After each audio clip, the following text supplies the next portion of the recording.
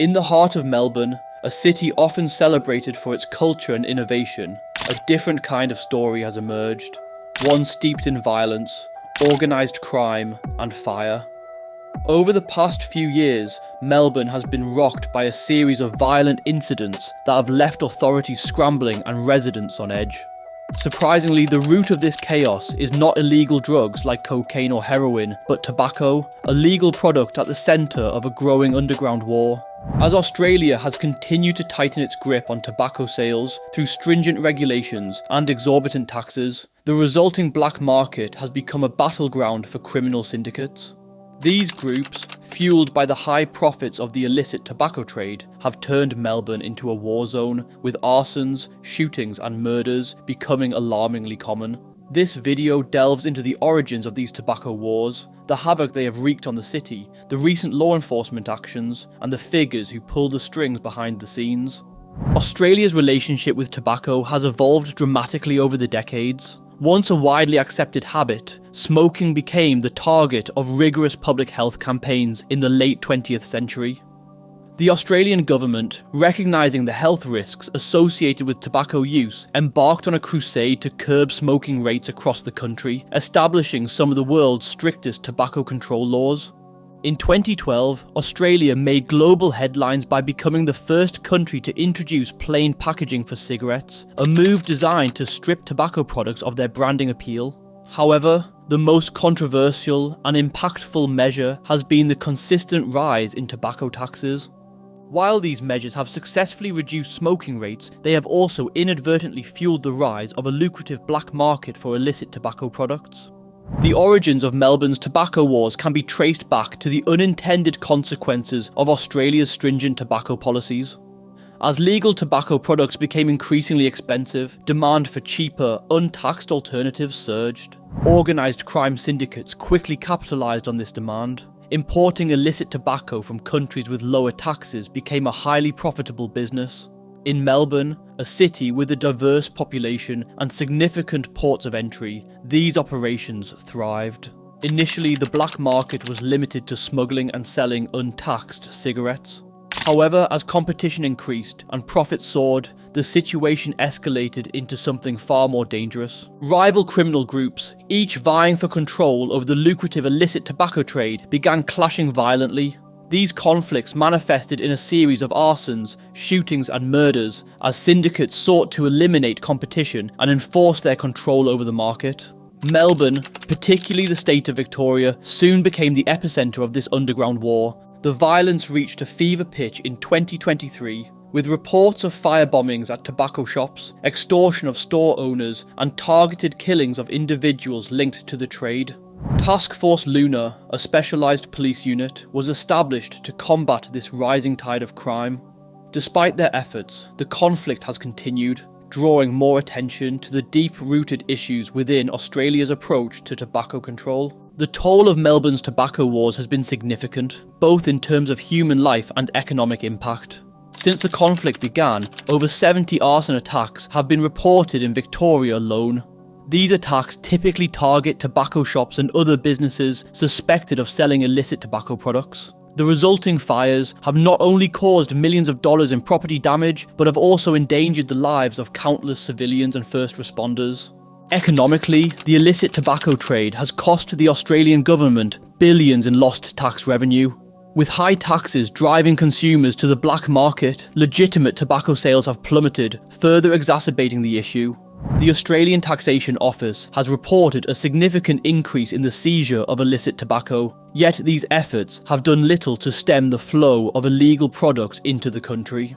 In some cases, the violence has spilled over into other sectors. For instance, in July 2024, a nightclub in Melbourne's Chapel Street was severely damaged due to smoke and water from a fire set in a convenience store below, a fire linked to the ongoing tobacco wars.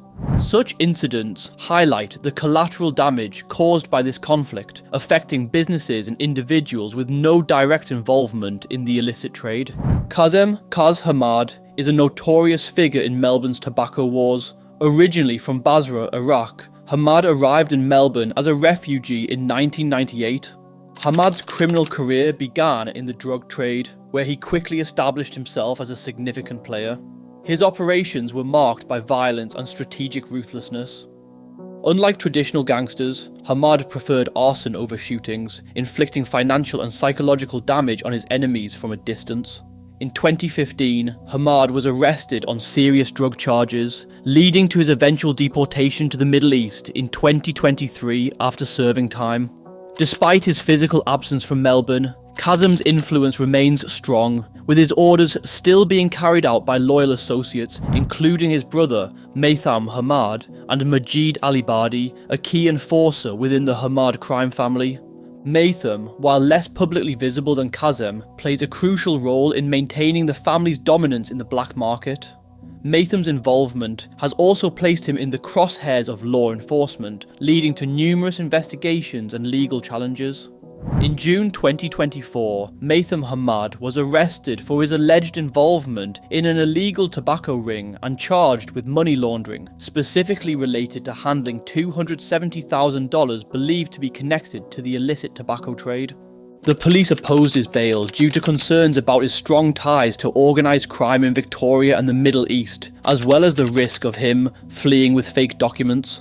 Despite this, Hamad was granted home detention bail with strict conditions, including a $100,000 surety, surrendering his passport, and installation of monitoring equipment in his home. He is set to return to court in September for further proceedings related to the charges. Majid Alibadi, often described as Kazem's right-hand man, is another significant player in the Hamad organisation. His involvement in the ongoing tobacco wars has been marked by his participation in several high-profile arson attacks aimed at destabilising rival operations and asserting the Hamad family's dominance in the trade. Alibadi's loyalty to Kazem and his willingness to carry out brutal orders have made him a feared figure in Melbourne's underworld. Majid Alibadi was arrested in January 2024 for allegedly orchestrating a series of 4 arson attacks, including firebombings that caused millions of dollars in damage to various properties, including a restaurant in Docklands, a tobacco shop in Glenroy, and a wedding venue in Tullamarine. He was facing 24 charges in total, including 9 counts of arson and 5 counts of recklessly engaging in conduct that places others in danger of death. Despite the seriousness of the charges, Alibadi was granted bail under strict conditions. He was released to a $60,000 rehabilitation facility where he was required to undergo a 90-day program to address his addictions to methamphetamine, cannabis and alcohol. Additionally, Alibadi must wear an electronic monitoring device while in the facility. Despite these high-profile arrests, the tobacco wars show no signs of abating, and the Hamad family still manages to maintain its power and influence. The profits to be made from illicit tobacco are simply too great, and as long as demand exists, so too will the violence. Law enforcement officials have acknowledged the difficulty of combating such a well-organised and deeply entrenched criminal enterprise. The focus, they say, must be on dismantling these networks at their roots by targeting the supply chains that bring illicit tobacco into the country. The Melbourne Tobacco Wars offer a stark lesson in the unintended consequences of policy. Australia's approach to tobacco control, while effective in reducing smoking rates, has inadvertently created a black market ripe for exploitation by organised crime. The resulting violence has left a lasting scar on Melbourne, transforming parts of the city into battle zones. As the conflict continues, it is clear that a new approach is needed, one that balances public health objectives with the realities of human behaviour and the economic incentives that drive the black market. Whether Australia can find that balance remains to be seen, but until then, the tobacco wars will rage on, a reminder of the complex and often perilous interplay between law, economics and crime. As always, if you've made it this far, thank you so much for watching. If you've enjoyed this video, please consider subscribing and liking, it really helps me out. Don't forget to let me know what you think of this case down below in the comments. Till next time, take care.